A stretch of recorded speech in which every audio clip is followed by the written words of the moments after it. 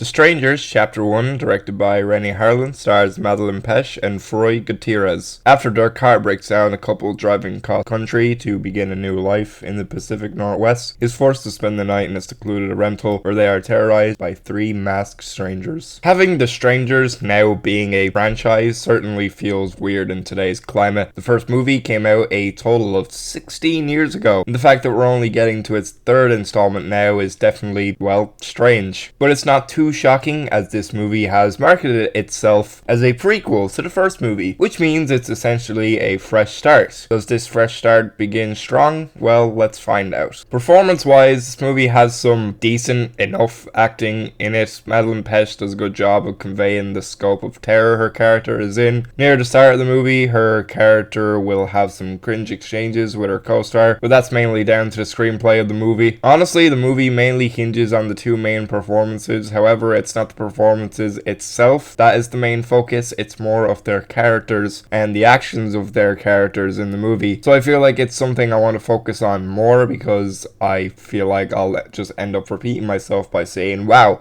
these people can really act scared in a horror movie, huh? Like, no shit. Gutierrez's character is someone I want to focus on because he makes so many stupid decisions in this movie. And again, I realize it's basically a staple for the genre for characters to make stupid decisions, but there's still things that annoyed me. You have your standard trope of a character running away and tripping over himself, which happens more than once. Due to the fact that this is the first in a new trilogy of Strangers movies, I want to acknowledge the next thing I'm going to complain about makes sense with this context. However, I want to put the events of what's happening into context of realism. At one point, his character gets a shotgun to defend himself from the strangers. And there are 2 points I noticed in the movie where he's very close to the strangers. One of these moments, he has his gun to the back of their head, and instead of shooting them straight away, he just points the thing at them, giving them an opportunity to attack, which is completely moronic because anyone in this situation would immediately shoot at whoever is attacking them. There's points in the movie where the two leads will leave their phones unattended, and I understand that in the modern age of horror movies, they need to find ways to disconnect characters from their phones in order to have them in peril. But anyone in the situation they're in would definitely try and keep their phones close to them after the first time one of the strangers knocks on their door. Speaking of their phones, another thing that makes this whole movie completely moronic is the fact that these characters have the type of phones that they do makes the timeline of this movie make no sense. This movie is marketed as a prequel to the first movie. Granted, the first movie takes place in modern day. Modern day, when the first Strangers movie takes place, is supposed to be around 2007-2008. So the fact that this movie is supposed to take place before the 2007 movie makes absolutely no sense, meaning the marketing for this movie has to be complete bullshit. That would make this movie a full-on reboot. But I guess they couldn't market the movie as a reboot since people probably would have been confused as to why a movie from 16 years ago is already getting a remake. The phone issue isn't the only reason why this is annoying, but there's many moments in the movie, structure-wise, in which they copy the first movie almost beat for beat. It's not shot for shot, but there are so many elements which are the exact same as they are in the first movie. I feel like that's the biggest problem I have with The Strangers being a franchise. While yes, the second movie did some things differently, that also had issues very similar in terms of its structure. So what we have now are 3 of pretty much the exact same horror movies in one franchise. But I guess it's not ripping off if you're ripping off yourself, right? As for the actual strangers themselves, I didn't have too many problems with how they acted in the movie. They definitely wrote them with more brain cells than they had in the second movie in this franchise. However, it's still funny when there's moments where the strangers could easily just kill their victims. But I guess the whole idea of their thing is they like to taunt their victims. They enjoy having this cat and mouse game with them before they kill them, and that's been established since the first movie, so that's not something I can complain about. They decide to give the 2 woman strangers beanies, which I guess is their biggest excuse for what separates this movie from the other 2. But I feel like this added more problems because half the time they're shrouded in darkness. I can't fucking tell which stranger is who. One thing I did appreciate about this movie is when the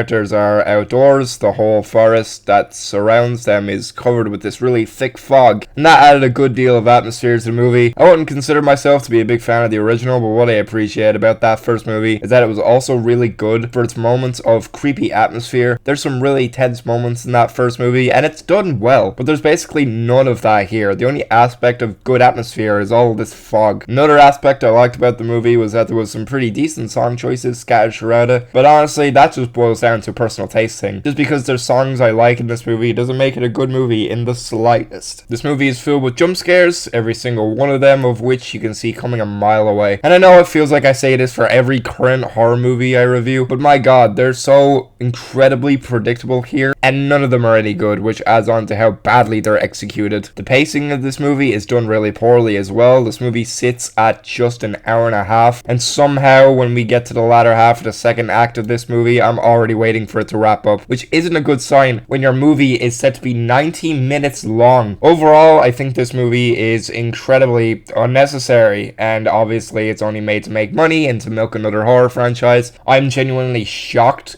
that this is the first in a trilogy of movies, and I'm really curious if this idea is still going to remain after the box office results of this first outing. I don't know what they are currently, but I know it mightn't look good for it considering the quality of this movie. Maybe word of mouth will go around and not a lot of people will end up seeing it. I think it's incredibly misleading and slightly offensive that the filmmakers can just market this movie as a prequel, only for it to end up being a reboot of the first movie. It reminds me of the opposite effect of what happened with the 2011 version of the movie The Thing. That movie was marketed as a remake of the original, only for it to be revealed to be a prequel to the original movie. And while that was apparently done in an interesting way, this movie instead is just super misleading, and I feel like anyone going into this movie needs to realize that it's in fact not a prequel at all. So don't listen to any of the trailers, because it's just a sick way to pull you into the movie more. It's a stupid way to gather hype for the movie, and I just hope other filmmakers will learn from this, because audiences are going to see how stupid this is and hopefully not bother giving this movie money. I'm giving The Strangers Chapter 1 1.5 stars. It's incredibly bland, moronic, boring, and worst of all, a deceitful movie. I'll never know if this was the intentions of the filmmakers or if it was down to complete incompetence. I had a really bad time watching this. However, there will be moments where you'll laugh at how idiotic the movie is. So I'd say it could be a good movie to watch with friends while really drunk, and just to make fun of it, because it's good to have movies like that in our lives. So I guess that's another positive for it. Other than that, this is yet another slog in the long